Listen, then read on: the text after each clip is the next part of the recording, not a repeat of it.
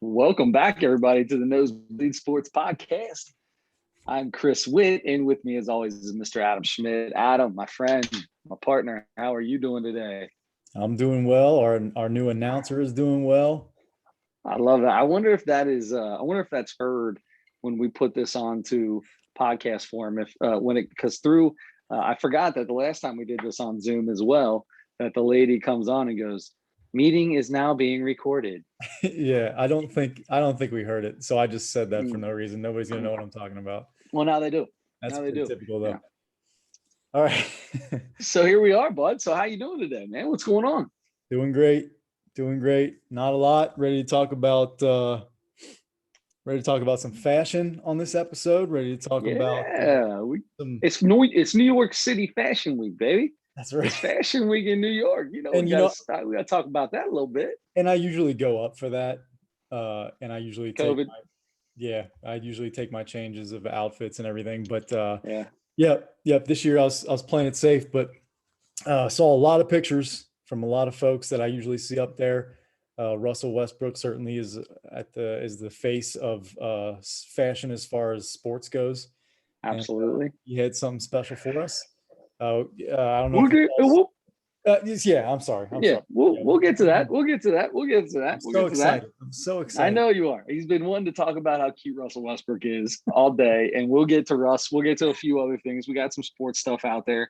The Reds have lost their fourth game in a row, which means we're not talking about the Reds. They're officially a game back, not behind the Padres anymore. They are now a game back behind the St. Louis Cardinals. Exactly what I said was going to happen last week has happened. I'm done making predictions because there is another prediction that lost me 50 push-ups, which we will do when Adam comes back in studio. By the way, we are over Zoom this week, not on the FaceTube Live, over Zoom because the kiddos, I get the kids in my house, the kids are in school. It's what happens, man. We got 3 of them with fevers.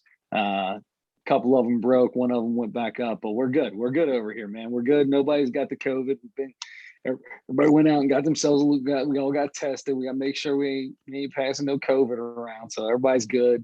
But just to be safe, the germaphobe is going to stay at his house today. Absolutely. I appreciate you know how I am. I appreciate you letting me know ahead of time, making sure I'm. I should have let you come over here and then told you when you came in the house, or even when we got down here. Yeah, be like, hey, dude, I forgot to tell you. So the kids have all been running a fever for the last 24 hours. And then, oh my God, Adam couldn't have got out. He would have covered his face with his shirt and been out of here so fast you couldn't even say it. I don't know. But thank you for protecting me. Yes. So anyway, let's get into the very first thing that we're going to do today, which during the NFL season is one of my favorite things we do. We got to pick against the spread. We got to show these people what we're all about. If we're going to be a podcast, we might as well do something that helps some people make some money, right? So although I did lose a bet last week, so when you do come back in the studio, I owe you 50 push-ups, and I was a little irritated on Sunday night as I'm sitting on the couch watching this Rams. Who'd they play? Rams and Bears. That's it. Red Rifle. Rams and Bears are playing, and I'm thinking Matt Stafford's going to light this team up. I believe I said they would win by 4 touchdowns when we were talking, and you said, oh yeah? And I said, yeah, I put money on it. I bet on it. He goes, I'll take that bet. Well, I brought myself down. I said, they'll win by 3 touchdowns. That's what I said. And you said, and so I told you I'd give you 20.5 points. I'll give you 20.5. The Rams won by 20. They technically won by 3 touchdowns, which is 18 points, but 2 field goals in there instead of an actual touchdown made Christopher lose another bet. However, I did win that game in our pick'em, which brings us directly to it. You did. You should be an odds maker, by the way. To go 20.5 on that is just almost spot on. Man, just missed it. Anyway, so tell us how we did last week, Adam. How did we do on our picks last week? So you did get that one right. You got the Raiders over the Ravens. I didn't think that would be an all-out victory by the Raiders. I just thought they would cover the 4.5. Wasn't it 4.5? Yes, it was. Yep. Yeah. So you got that one. You did get Tampa Bay wrong. Tampa Bay won, but they it was less than 8.5. I forget what it was, like 3. Yeah, that was a close game. Yeah, they had to come down at the very end, hit that. Yeah, that was yeah. That's all right. That's all right. 2 out of 3 ain't bad. Hey, that's Two winning out of money. three is People not making bad. money. Yeah, and it's especially not bad when your old boy went 0-3. There you go. Well, if you want to make some money, you listen to Chris Witt's picks. Don't listen to Adam. Speaking of Chris Witt's picks, since I won, I'm going to make you go first because I have not looked at anything yet. So it's Wednesday night. You got to remember, people, this is Wednesday night when we're putting these picks on the map. All right. And you know what? I did the Thursday night game. So anybody that would have been listening to this probably did not lose any money because this podcast doesn't even go up till late Thursday, correct? Yeah, correct. When's it up? Oh, it. So there's a chance that if you're listening to this podcast as soon as it came on, you either just missed it or you maybe started listening on Friday. That's true. So yeah. you might have gone 2-0 if you listened to me. Yep. All right. So for me this week 2, I like this Rams at Colts. The Rams are a 3.5-point favorite on the road in Indianapolis, and I'm taking Indy in that one. He's taking the home dog. I like it. You got to take at least one home underdog every week, I feel. Absolutely. Especially when it was probably my second favorite team growing up because the Bengals were always horrible. The Colts were pretty good. Yeah. Houston at Cleveland. This, it's a 12.5-point spread. Everybody's expecting Cleveland to kill them, but I'm talking about the 1-0 Houston Texans versus the 0-1 Cleveland Browns. I'm taking. But let's talk about who they played. The Browns lost a close game to the second best team in football. Yeah. And the Texans beat the worst team in football. That's right. They did. But I am still taking, as much as I'm second guessing myself now, Houston to cover that. So who's quarterback for Houston these days? Yeah, 12.5 is huge. Quarterback for Houston? Not Deshaun Watson, I can tell you that much. It is not Deshaun Watson. I believe it's Tyrod, not Tyrod. It's Tyrod Taylor. Yeah. Detroit, the Lions at the Packers. I'm at home this week against the Lions. I'm an 11-point favorite, and I'm taking Detroit to cover that. They got beat last week by the 49ers, but they made a comeback at the end and made it close. I think I'm going to take Detroit in that. All right, that sounds good. So running back to us one more time, who you got? I got Indy, Houston, and Detroit. Sounds good. All right, so I'll start off with the Tampa Bay Buccaneers, and if I go 0-2 on Tampa Bay to start this year off, I'm going to be pissed. The Falcons just got beat by like 30 against Philadelphia, so Tampa Bay should come out and beat the brakes off of them. I'm going to take the 12.5. That is such a huge number, and that scares me to death. But that's all right. I'm going to take that 12.5. Tom Brady's got something to prove. He said they got to clean a lot of stuff up. He's going to come out and make it happen. Let's see. And then the next game I'm going to take, you know what game I'm looking at? I'm looking at the Cincinnati Bengals and the Chicago Bears. The Chicago Bears are at home and they're laying 2.5. Hey, let's go Bengals. This is going to be a close game. I see this a field goal at the end, one way or the other. Somebody wins by 1 point. But I'm going to take the Bengals because that would mean that they win either way. And then last and definitely not least, I think, let's see, who's the last game we're going to take? Man, Pittsburgh is laying 5.5 to the Raiders. That's going to be a tough one. The Steelers did not struggle at all with a really good Buffalo team last week. I'm not going to take that game. I'm skipping out on that game. We've got 2 0-1 teams in New England and New York Jets. Not taking either of those teams either. You know what? Here we go, bud. New Orleans, -3 against the Panthers. Hey, let's go Saints. I'm taking the Saints, -3. I think I just took 2. I took all 3 favorites, but that's okay. Favorites have to win too. I like it. All right. Who did I just take? I took no, I didn't. I took the Bengals +2.5. I took the Saints -3, and the Bucks minus 12.5. Let's roll this thing back and keep going here. All right. I'd like to have this thing won by week 10. Well, you're starting out pretty well, because as long as I'm going over every week, and I don't even feel good about any of the games that I picked already. So yeah, yeah, I hear you. All right, it's gonna be. Okay, I almost jumped to Russell Westbrook again. Before that, we got to talk about. Did you see the video of Edmundo Sosa, shortstop? Pretty sure he's a rookie shortstop for the St. Louis Cardinals, the now wild card leading St. Louis Cardinals, making a play in almost killing an umpire at first base. So it's in New York. It's against the Mets in New York. He's up the middle at short, tries to pull a Barry Larkin pirouette spin, throw a ball, and he lets that thing go halfway up the right field line. And this almost happened to me coaching third base last week. Swear to God, I'm telling this kid, they give him the steal sign. He doesn't start stealing. So I'm like, what are you doing? Go. And then he takes off running. And I don't know, it should have just went back. But nope, took off running anyway. Catcher jumps up to throw it. I'm looking at this kid going down, down, down, looking directly at third base. And a ball comes. All of a sudden, the third baseman takes a step off like he's jumping towards me to get the ball. Luckily, I saw that happen, and I was getting out of the way. That ball just missed me by a quarter of an inch. And it's hard to miss his nose, but it just missed his nose. Just missed it. So I about got clocked. Problem is, that thing was probably thrown at about 28 miles an hour by a 9-year-old. And Sosa threw it 76 miles an hour directly into Junior Valentine's cheekbone. Busted him right in the cheekbone. Oh, my gosh. Dude's bleeding right off the bat. So here's my question for you. Mm-hmm. Sosa never goes over to say anything to this umpire.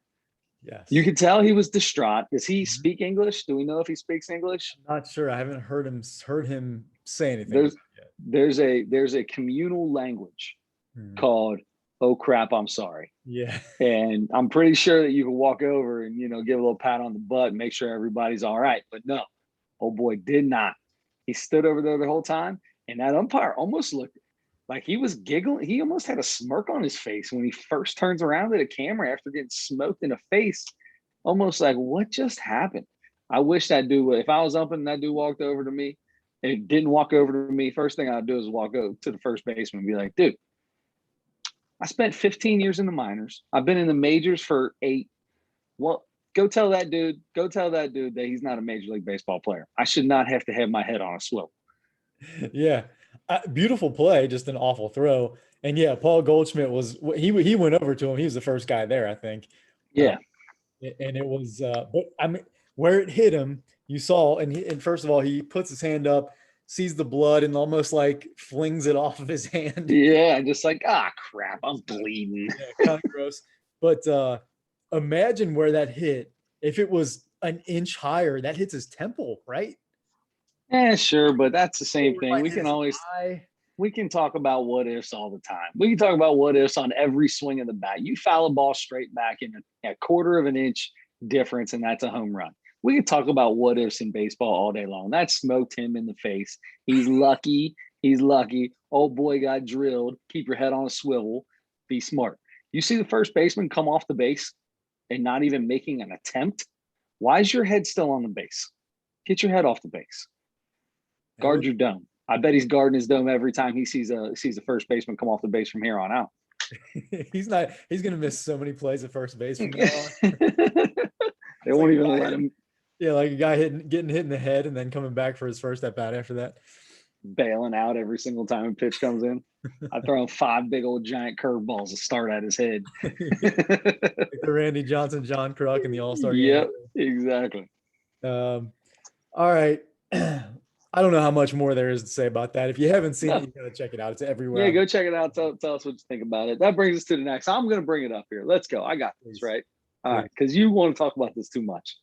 I love this. This is such a good story. So everybody's talking about Russell Westbrook at Fashion Week in New York. I believe this was on his way to the Met Gala, if I'm not mistaken. Yeah, I believe so. which is, that is if you are the who's who of celebrities are the only people that go to the Met Gala. And to this moment in my life, I have no idea what that's for, what the gala is.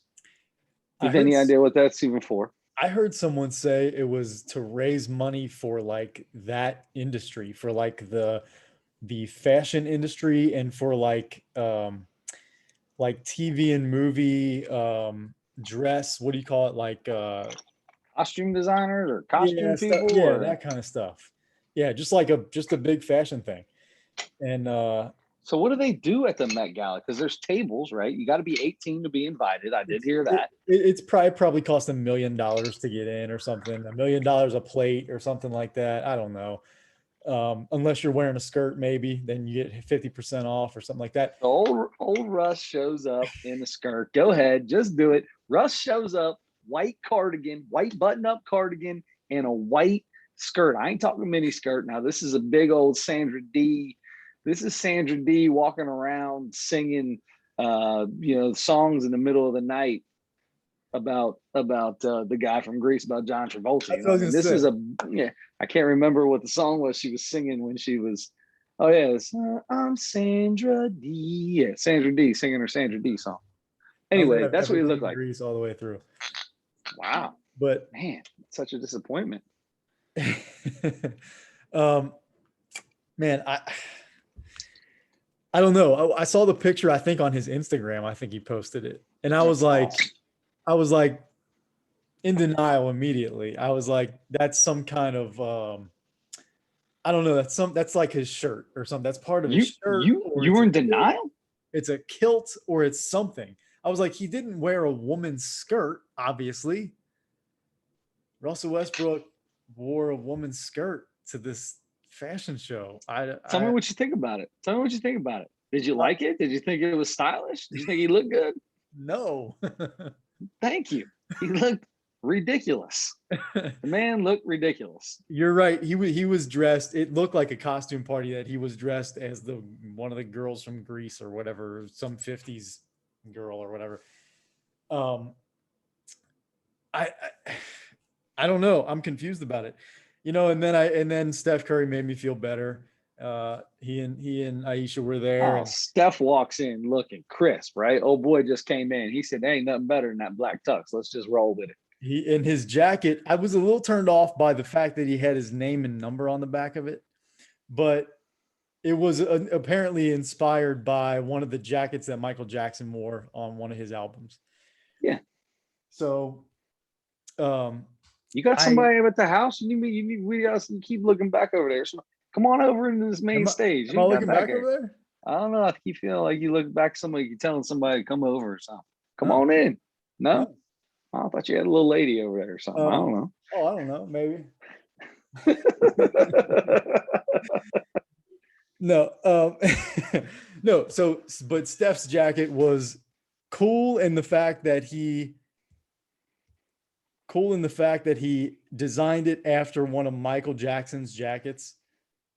But I didn't like that he had his name in, like it was a jersey jacket or You something. know what my favorite part about it was? My favorite part was it wasn't a dress. That's a good call, and that's a good way There's to only end that conversation. no, but here's the deal. There's only two people. There's only two men that play in the big three professional sports that I would not be surprised if they walked out in a skirt. And that's Dennis Rodman. Russell Westbrook and Cam Newton. No, I'm saying right now. Right now. Russell Westbrook and Cam Newton. What doesn't so you said that you were surprised by it. You didn't want to believe it. As soon as I saw the picture, I was like, totally. And that thing was made by some designer. That was, that's like a $10,000 skirt or something ridiculous that he's got on. That looked like a lampshade that my Yep. parents had when I was growing up. Yep. But I don't get it. I don't know, man. It's like he's trying too hard now. He's trying too hard. He's been trying too hard for a while, to be honest with you. When you walk in and you're crossing guard vest and, a really tiny shorts or whatever, I don't know, man. If that's what you like, please. But boy, are you are those things really what you like? Or are you trying to be different? Are you trying too hard to be different? It could be a little bit of both. Could be a little bit of both. It Could could. be a little bit of both. He likes to push the edge. He likes fashion. He likes that little different stuff. But sometimes, those kind of people feel like they need to go a little overboard sometimes. You know what I mean? Wear a meat dress Yeah. like our girl Lady Gaga, right? I mean, come on, let's go. There's some crazy stuff out there. I mean, Russ, put a pair of pants on, dude. Put a pair of pants on a and pair of go have a really good time. way too tight pants on. Yeah. Way too tight pants made by some super unbelievable designer that are flashy as all get out, and rainbow stripes with tiger stripes on top of polka dots, pink, green, lampshade green, whatever colors you want. I don't know what lampshade green is, but neon green is what I was trying to go with. Either way, dude, put that on, but put the plain white pleated skirt away. I think it's done. Little Crayola. Yeah, making a call. Yeah, Crayola, lampshade green. Yeah, we have a color that you haven't discovered yet. Yep. Yeah, it's lampshade green. Yep. Chris Witt. Yeah, that's right. Yep. Pay me my money. Oh, so it's going to be 65 now in the biggest one? 60 or no? What's the? Okay, so 120. 120. 120. Okay, there's a 120 count. It's going to be 121 now, and the big one with the pencil sharpener on the back. Good. Yeah. Okay, great. Thank you. All right, bye. Okay. You ever try to sharpen a pencil on the back of a Crayola box? Ooh, doesn't work. Doesn't work. Nope. Because it doesn't have to be sharp. It doesn't have to be. It's just plastic. No, okay. It's just plastic. It's just plastic. All right. On that note, I think it's time to go to Dearly Departed. Dearly Departed. Dearly Departed. And this one, I feel like it's okay to smile when we talk about this Dearly Departed. There's two of them that we're going to bring up today. The first one, we're going to smile about both of them. We're going to smile about both of them. But the first one for sure is Mr. Norm Macdonald. Yes, sir. Yes, sir. Most famous for Saturday Night Live. He did skits and stuff, but he was Weekend Update anchor for a long time. And just stand-up comic for a very long time. I felt like had a unique style. Without a doubt, he had his own delivery. It was his delivery. Nobody else could do it, and people mimicked it or made fun of it, or could do an impression of him very well. But it's because that was just Norm Macdonald. Yeah. Yeah, really unique. He was on, I'm a huge Conan fan. He was on Conan a million times. Conan loves Norm Macdonald. So he was pretty broken up about that. And all the comics, it was last 2 days, I've just been scrolling through. It's all, all comics that were friends with him. Everybody was sad, but sharing stories. Tom Segura shared like 3 really cool stories. He didn't know him that well, but he met him a few times and had like a story or 2 from knowing him, and then a couple really funny stories from other people telling him. Really funny. And yeah, so I don't know. It's just been the crazy thing is that most of the people, even the comics that were really close friends of his, a lot of those people still did not know he's been battling cancer for 9 years. And I knew it was a long time, but 9 years. That's crazy. Yep. Most people didn't know that. Most people didn't know how. Somebody just fell off the couch. Most people. I thought the ceiling was going to come through. I thought so. It did look like it. It scared me to death. Man. So. Sorry. So yeah, so Norm Macdonald, it's too bad, but it's, you hate to say this, but when funny people or people who had a big impact, when Kobe, died and everything, it was like that. Like you see, it's just everywhere. There's pictures, videos, stories, people, talking about him, and there might be a documentary about Norm Macdonald next year, and that's all really fun stuff. And from everything I understand, Norm Macdonald absolutely won it that way. He was 100% comedy all the time. Mm-hmm. Never was off. So he would want that. He would want us to be laughing about it and watching all the old clips of him on talk shows and doing stand-up. So Adam Sandler used to put, the thing that, comedians always used to put out albums, right? They used to have albums they would put out, and Norm Macdonald, when I was growing up, some of Norm Macdonald stuff, like Adam Sandler and Norm Macdonald, like I couldn't wait to see what would come out. They would put some of the funniest. I mean, for us, it was CDs, right? We buy their CDs. But oh my gosh, some of the best clips. I used to burn CDs all the time for people. The old LimeWire, hit the old LimeWire, where you got 3.5 minutes of Eminem just doing a chorus because you didn't listen to it before you put it on the CD. Anyway, but I would like throw in comedy in with my music with those guys, and Norm Macdonald would be on some, and the Steamboat Willie from Adam Sandler, stuff like that, or not Steamboat Willie, but Toll Booth Willie. Yeah. Yeah. So anyway, yeah, definitely sad day, dearly departed, without a doubt. Yep. R.I.P. Norm Macdonald. Also R.I.P. Ryan Braun. Ryan Braun's career. Yeah. Let me say that. Ryan Braun, from how we know him, because I don't imagine he's gonna. I don't know. Maybe he does. Maybe he gets a studio gig or whatever. But I kind of let me tell you. Who when you think Ryan Braun and you had to compare him to one other athlete, who's the first person that comes to your head? I think you want me to say Alex Rodriguez. No, I don't want you to say that. No, I've got a better one than that. First person comes to my head, Lance Armstrong. Oh, okay. Because both of them tested positive for doping, and then when the person who called him out on it, or who like was in charge of being the sample person or whatever, just ruins their life. Yeah. Trying to prove that they didn't do it because they got called out. Look, man, you cheat and you get caught, man, sometimes you just got to own up. Yeah. You know what I mean? You got to bring everybody else down. Brought this dude's life down. This dude got fired by Major League Baseball, all kinds of stuff. Who was in charge of his piss test that he took? Turns out, guess what, buddy? He did everything he was supposed to correctly, and you tested positive for steroids, just like old Lance Armstrong. So I would try to be a whistleblower to him, and he ruined their life. Mm-hmm. So to both of those guys, big old middle finger. I could care less about either one of you. So R.I.P. Ryan Braun's career for sure, especially the fact that he used to kill the Reds all the time. That's the biggest thing for me. I didn't, I kind of didn't even care about all that other stuff. I mean, it made him look really bad, of course, but that's what I hate. I can't stand people like that. Like, you're that much better than the average person. Get out of town. Dude, every guy who has been suspected of or caught using some performance enhancing drug in any sport that has come out and said, you know what?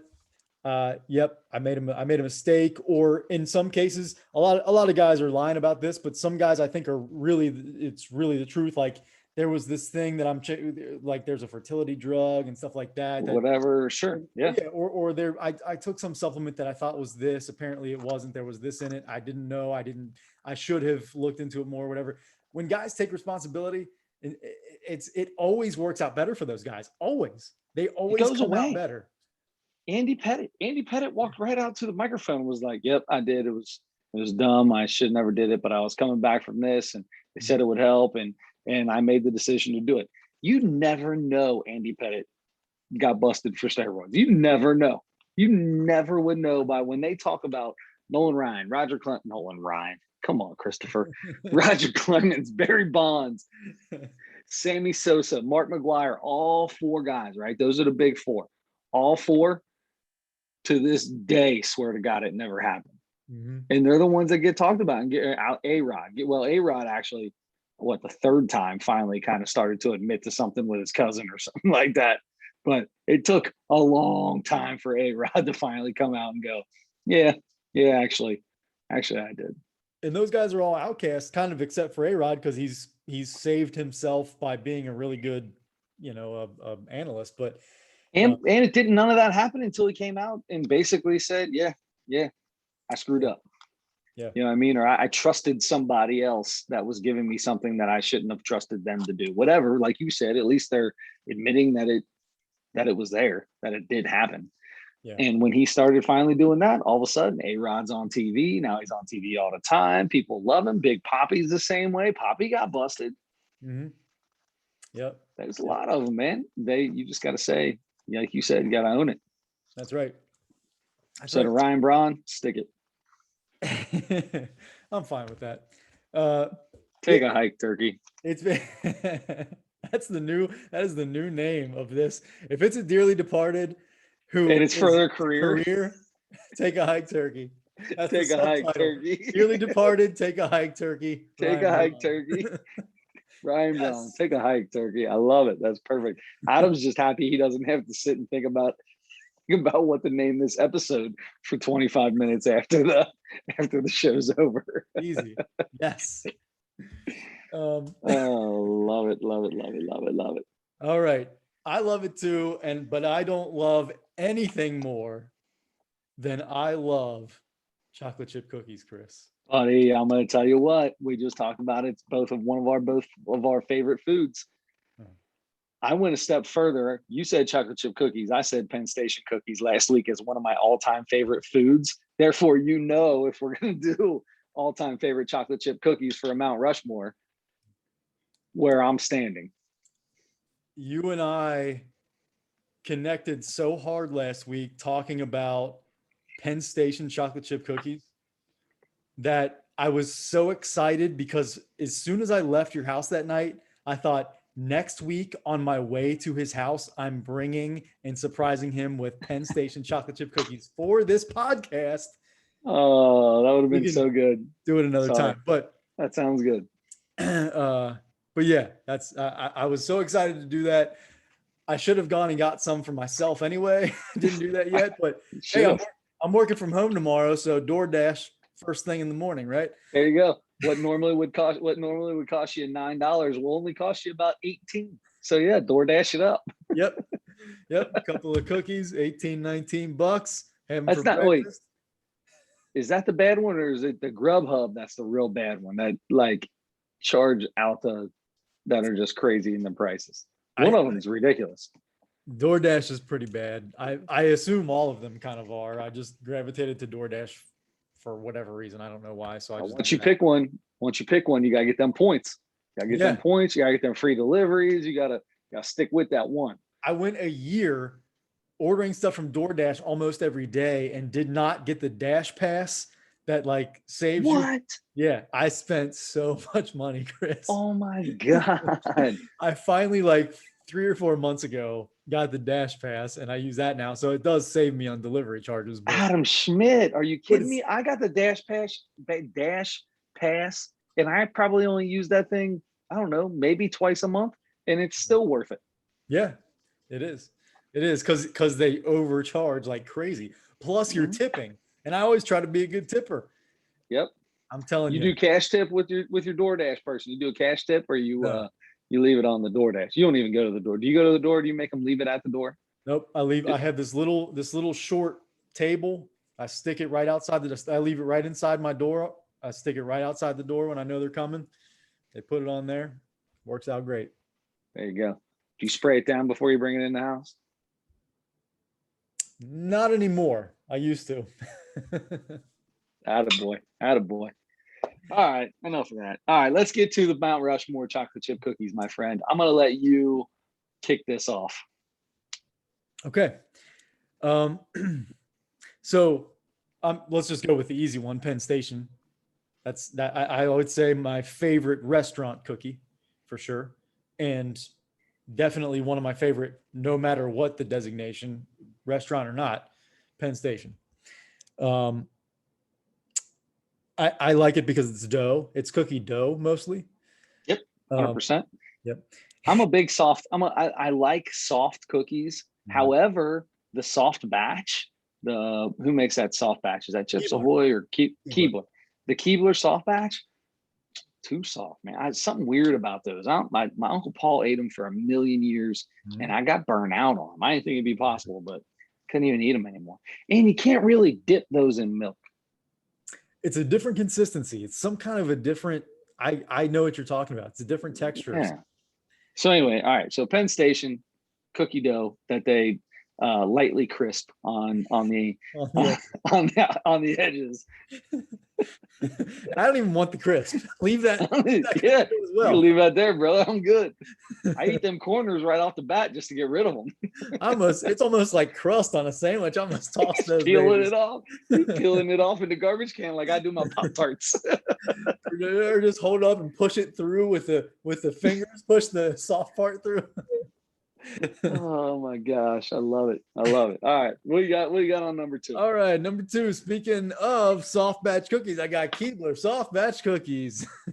All right, sounds good. I'll tell you what, those were my fourth. Those are the fourth that I added, to be honest with you. And because I wasn't sure, I do really like those. I was racking my brain. I chocolate chip cookies from almost every. Nope, I'm changing it. Yes, thank you. He just thought of one. Just thought of one. This is a place that I used to go to all the time, even though it's not great food, but their cookies are unbelievable. Subway. The Subway chocolate chip cookie. Subway chocolate chip cookies, really good, man. That's a really good cookie. I think I like that a lot because of how big it is. I think a lot of my cookies that I like a lot of the gas station cookies. I know that sounds crazy, but they got them. I'm a sucker. You put a big old giant chocolate chip cookie right next to the cash register in a in a Speedway or something like that. I mean, just wrapped in cellophane with a sticker on the back. Give it to me. I don't care what kind of heroin, cocaine you done squirted in that thing. I take it. Wrap that thing in cellophane. Let me unwrap that thing. Just like with my Penn Station. You know what I mean? You put a chocolate chip cookie, a single chocolate chip cookie wrapped in cellophane. I'm in love. I'm with you. It's hard to mess a chocolate chip cookie up. Although I've had some bad chocolate chip cookies too. I don't like when I think they're going to be soft and they're hard. Huge disappointment. God, what a disappointment. Yeah. Okay. I agree. Penn Station, Subway. Let's go to what I would say is easily my second favorite, pretty close to the Penn Station, honestly, is the Kroger. If you're watching this from somewhere else in the world, Kroger is a big supermarket from where we are. I feel like Kroger's everywhere. It's all over the place in the United States, but the Kroger bakery makes their own, I guess, and puts them in this clear plastic, like almost like a takeout food bin thing. And you get 16 in there. And I mean, I get like 16, like how dollar signs appear in cartoons, people's eyes, 16 chocolate chip cookies. These little brown circles turn into chocolate chip cookies. Ding, ding, ding, ding, ding, ding, ding, ding, ding. Yeah. I like it. So yeah, the Kroger, they're almost always really soft as well. And those are ones that almost look like they'd be a little hard and are usually softer than you even think. It's such a delight. My last one, I'm just going to go with the Nestle Toll House, the break and bake. You just buy them in the little sleeve. You pull them out. They're already kind of like perforated for you. Break them off, stick them on there, stick 12 of them on there, put them in. It's only like the best part about that, because I won't take any time to cook or bake anything, but those are like 8 minutes or something, 12 maybe at the most. And what, 8 minutes? 8 minutes to eat them? 8 minutes. Well, it's like you cook them. I was gonna say, it's like it says 10 to 12 minutes. I'm putting those things in for 10, and my oven is from 1941, and it heats to about, it says 450, it heats to about 100 or so. Okay, so I'm eating those. I'm eating those doughs, boy. I'm eating those doughs. 100%. I buy 2 packages of them. When I get them, I get 2 packages. I cook one and I'm just munching on the other one. Ain't nothing like a perfect little square throw in, brother. Ready to go. Big old glass of milk and chocolate chip cookie dough. Oh my gosh. Back in the day. So this is back in the day. I used to take the weekend off, Thursday, Friday off, Saturday, Sunday for the NCAA tournament. Okay. First weekend of the tournament. Always took that weekend off. The Thursday, Friday, especially that Thursday, I would get 2 baked Royals, extra meat from La Rosa's with the kitchen chips and the Diablo sauce in both of them. I'd buy a package of Nestle Toll House, like the Q or the it looks like a sausage roll or whatever, one of those. And then I'd have however many boxes of Girl Scout cookies I had. And I would sit there for 2 days and with a spoon and just spoon out of that sleeve cookie dough, have me a big old thing, a gallon of milk next to me, ready to go for 2 full days. Oh God.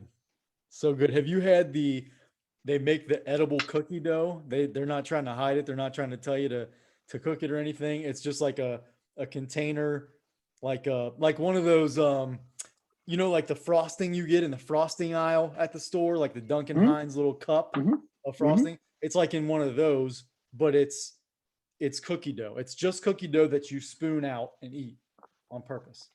I'm confused. What do you mean by edible cookie dough? You telling me cookie dough is not? Is that a real thing? Are you not supposed to eat cookie dough? That's what they call it. Yes, edible. They call it edible cookie dough because technically you're not supposed to be eating the cookie dough before it's baked. Why? But you and I both do that. Why? I'm guessing. I don't know. That's the answer. I don't know. I'm sure it has to do with something like the fat in something is so much, or the sugar in something is so much, and maybe it gets baked. Maybe it gets baked so that it doesn't like have the same effect or something when it's just a raw. The only thing that you put into cookies when you're mixing cookie dough up that you wouldn't mix into something else and just eat is like a raw egg. That's the only thing I can think of. Maybe that's it. But whatever. People eat raw eggs all the time too, so I don't understand that.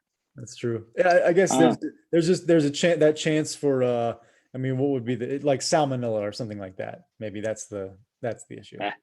Salmonella ain't got nothing on me, man. This body right here. You got that. You can't hurt this thing, dude. You got that immune system of steel. That's right. So those are my 4. All right, run them back real quick. Let's hear them one more time. Penn Station, Subway, Kroger, Break and Bake. Love it. All right, so we'll kick off number 1 because it's automatic, right? Penn Station. We already have had this conversation. Don't need to get into that anymore. Then I'll also say Nestle Toll House as well. I have Nestle Toll House down. I don't care if it's in the Break and Bake, which is weird to me that you can break a square off and it turns into a perfectly round cookie. I don't know how they do that, but that's amazing. That is more surprising to me probably than the fact that they're so good. But Nestle Toll House, you can buy them even in the same thing like the Kroger's already cooked. You can buy them that way too, and just in a little clear plastic container. You can buy them that way. You can buy them the cookie dough. That is without a doubt number 2 for me. That's number 1 and number 2. Now I'm going to flip the script on you a little bit here because I also love a good dunking cookie. I love a cookie that I can soak in milk. I'm a big Oreo guy. I love something I can dip in milk and get it soggy and get it soft. Basically, take a hard cookie and make it soft. So I guess technically I still love the soft cookie, but I like a good hard cookie that turns into it. So for me, the Keebler chip deluxe, because I don't know if this counts, but with the little, it's got the 3 M&Ms on it, chocolate chip cookie. It's chocolate chip cookie, but it's got the 3 M&Ms on it. I got that, brother. That right there. Oof, I die for those. Yeah. Soak those sons of guns in milk. So delicious. And then last but not least, another hard cookie that I love to dip. We have them at the house right now. I'm a sucker for just the old school Chips Ahoy. Now, one that I'm leaving off, I used to have a bag of these every day at Elder. This was my breakfast every single day in high school. A bag of Famous Amos cookies. Yes, dude. I've eaten Famous Amos as cereal before. Dump the bag into milk and just ate them as cereal. That's so good. Yeah, I still eat those all the time. We have those at this little market in our where I work in the building, and it's man, yeah, you can't go wrong with those. Yeah, great cookies. There you go. So that's it, man. That's the Mount Rushmore of chocolate chip cookies. So if you have an idea and you want to get into chocolate chip cookies for the first time, listen to this podcast, and now you know what to go after. Basically, Penn Station and Nestle Toll House. Yeah. But try the Kroger. I'm telling you, man. Those. Oh man. Off the hook, off the chain. So good. All right. We have to talk about a gentleman who has been is exploding right now. To be honest with you, if you keep up with like the comedy scene, he is. I think I mentioned it last week. He's making the rounds on all the big podcasts, all the big comedy podcasts. He just came out with a new special that we watched this week. He's got this channel, he and another guy, another comic, I guess, on YouTube. And they make just videos, just however they want to do them. They make skits and stuff that are pretty funny. A guy by the name of Shane Gillis. Live in Austin is what this one was called. And a lot of people, I think he did the same thing that a lot of guys are doing, did shows on multiple nights and just recorded all of it and cut it together, put the best of it out there. And so that was it. I went first on the Mount Rushmore. Would you like to go first with Mr. Shane Gillis? I will definitely go first. So we talk about this all the time when we talk about our comedy segment. And it's one of those things where if you can't sit back and laugh at something, then you probably don't want to watch it. Okay? Probably don't. If you can't laugh at something you love getting made fun of, then you probably don't want to watch it. But I'm going to tell you right now, I don't care who you are. This guy had me laughing hard the entire time this was on. And I'm going to tell you why. This is one of the guys. This is the kind of comedy I love. I love comedy that like gets up to that edge and then just pushes over it. Like, oops, that one didn't hit very well. And if it doesn't hit, who cares? Just don't stop. Just go in until you get that laugh. And he did. Like, oh, yep, can hear my Patriots out there now. This was a good show until that one came out. Trump getting assassinated is the funniest ever. He said it's the funniest. It's not funny, but it would be the funniest. The funniest. So true. Loved every second of it. This dude was hilarious. Talking about the very first Trump rally, he was like talking about his dad, right? So his dad is all of our dads, right? His dad, and he's so right. Would you rather have that dad? Would you rather have a Fox News dad or a CNN dad or CNBC or whatever he said? He's like, we need to save power and get some. Then dad, come on, we're men. Oh my gosh, I was cracking up. Look, cracking up at that. That was funny. We started talking about the Trump's first rally. Oh my gosh, he's like, we're all having our regular thing, like, oh, I'm from Georgia and I like religion. Oh, cluck. Rand Paul's ugly. Rand Paul, you're ugly. Everybody's like, wait, we can do that in one of these? We can do not a Trump rally. I said first Trump rally, first Trump debate. Sorry, that's what I meant to say. The first Trump debate. And he's like, wait a minute, we can do that in these debates. Love that so much. All these guys live their whole life in politics, and after his comedy on Trump was hilarious because you really couldn't tell where he stood. That was probably my favorite part, right? Yeah. You couldn't tell because he blasted dude, and then he kind of turned around and be like, oh, wait a minute, hold on. He might have kind of liked that guy a little. You don't know where he stands. I love that. A guy that's making you think, do I like this guy? Do I not? It forces you to just be open. Forces you to just be open to what he's saying. He couldn't have done this podcast in a better place, by the way, in Austin, Texas. The Special Olympics jokes was funny. He started it with the girls volleyball, which is I've actually had that conversation too. But when he goes into he said, you're allowed to laugh. Like, it is funny. What these kids do is funny. They get a rebound, just chuck it.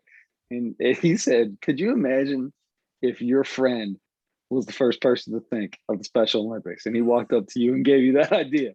And you were like, dude, don't ever tell anyone ever about that because of how terrible. So let's have these people go out and play sports and watch them. I as a guy who has been involved in Special Olympics for a very long time and has close family that are in the Special Olympics on both sides of my family, I thought that part was hilarious because you have to take that stuff. You got to laugh, right? I mean, I'm gonna tell you right now, we all know my uncle, and if you can't laugh at that dude, he has more fun when you're laughing at him. Oh, You know sure. what I mean? Without a doubt. So anyway, I got a big kick out of that.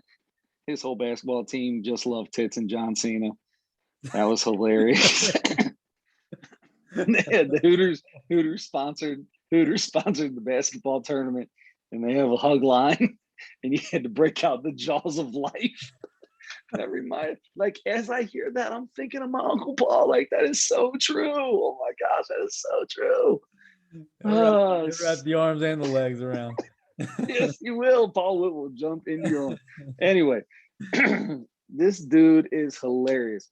Please, if you get a chance, there's a reason this dude's making the rounds everywhere right now, and he's getting popular because this special is funny. Once again, first time I've ever seen this dude, right? He actually looks like a guy I used to work with. I swear to God, his mannerisms, the way he talks, everything looks just like this dude I used to work with, who's one of the funniest people I've ever met in my life. This guy named Joe Zanuck. Hilarious. I swear to God that it was him. I was watching him on stage.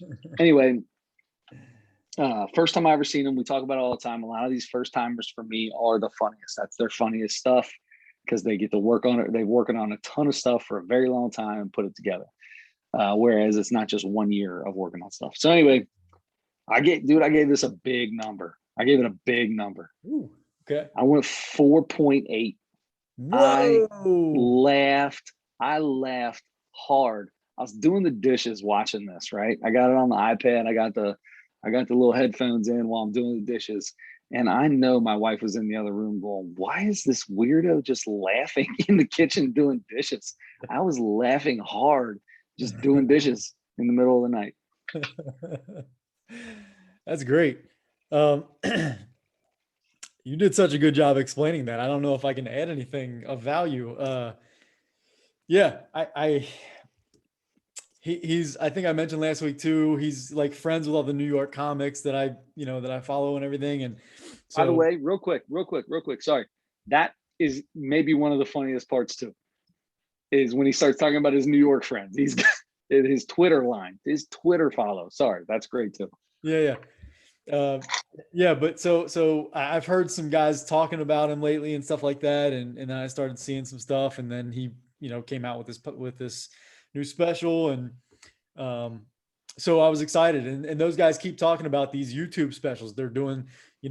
Sometimes it's because like Mark Norman put his out on YouTube because he tried to pitch it to Netflix and HBO and all those, and they wouldn't have it.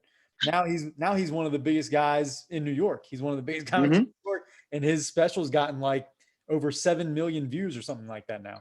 So, and they have all the control. Like when you pitch that to Netflix, Netflix owns that, and then but they own it. They own everything for it. They can do whatever they want with it. You can put it out in a month later, change it.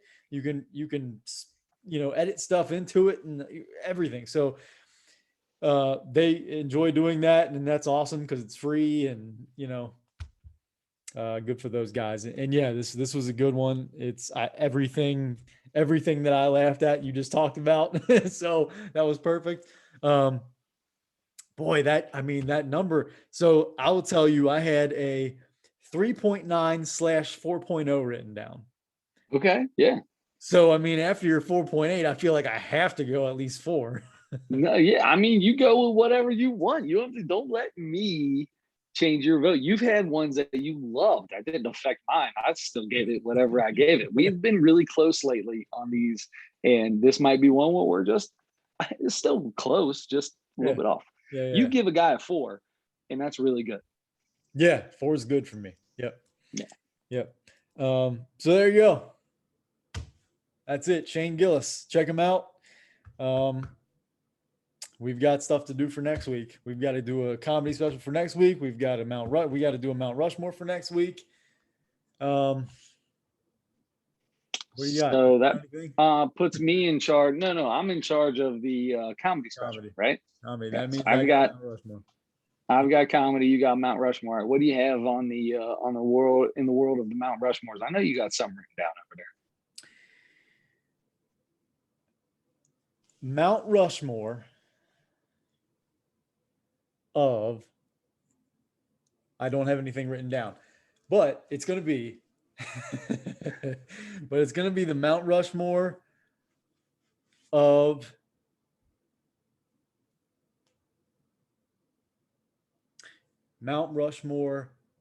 birds. Oh wow, Mount Rushmore of birds. Yep. My friend, that is not going to be an easy one. Your top 4 birds. I'm sorry, that's what it's going to be. I mean, one's obvious. I think Larry's going to be on both of ours, but then after that, you got to go. Larry? Did you say Larry? Yeah. Hold on a second. What are we doing for birds here? I'm totally confused. I really meant You birds. just looked at a picture. You just looked at a picture of Larry Bird and said birds. I love it. Great job. Good on you. Way to use the room. I didn't know this. I got Michael up here. I would have said the Mount Rushmore of Jordans, but we've done that before. I really did think of birds. So yeah, no, let's really do birds. Sparrows, robins, pterodactyls, whatever your top 4 birds are. Yeah, turkeys. I mean, turkey has to be on yours, right? Absolutely. There's no doubt. Yeah, turkey's definitely on mine, turkey boy. All right, I think I've got my my thing. I've seen this a couple times. Take your time. No, I just want to see what it's on.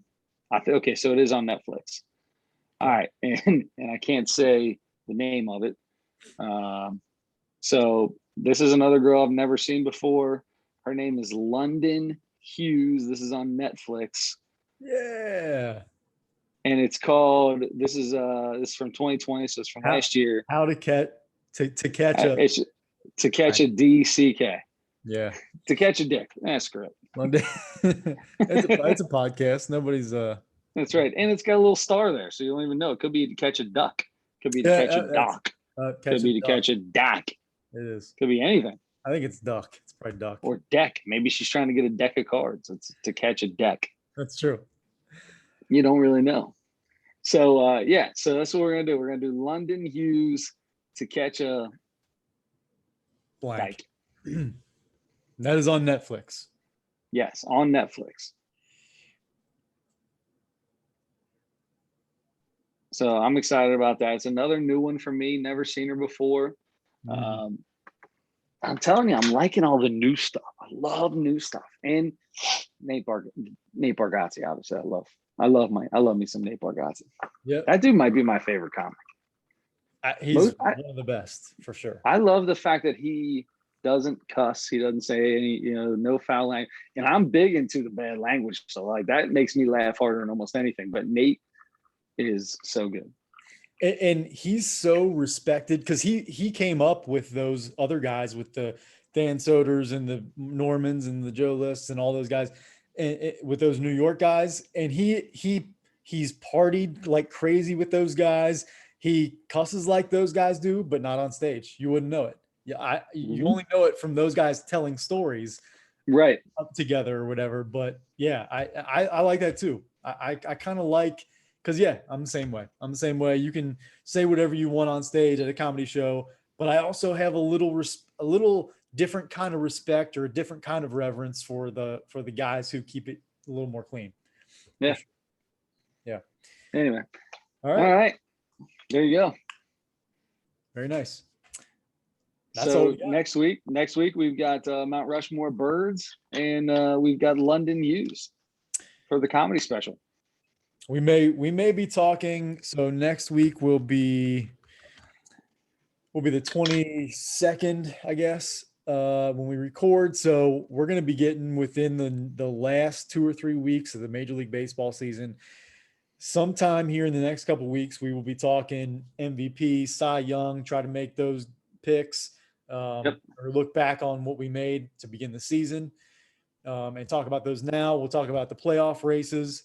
Hopefully the Reds can figure out a way to turn things around again and get back into this thing. Otherwise, we're going to be talking about the Cardinals and the Padres and whoever else. So they're a game back, 16 games left, and they are on a 4-game losing streak. So, and something like, lost like, whatever, 14 out of the last 20 or something like that. They just keep yes, losing. exactly. Anyway, but we still love baseball even when the Reds aren't in it. So we'll talk about that stuff and much more. There you go. All right. Until then, don't forget to turn your headlights on.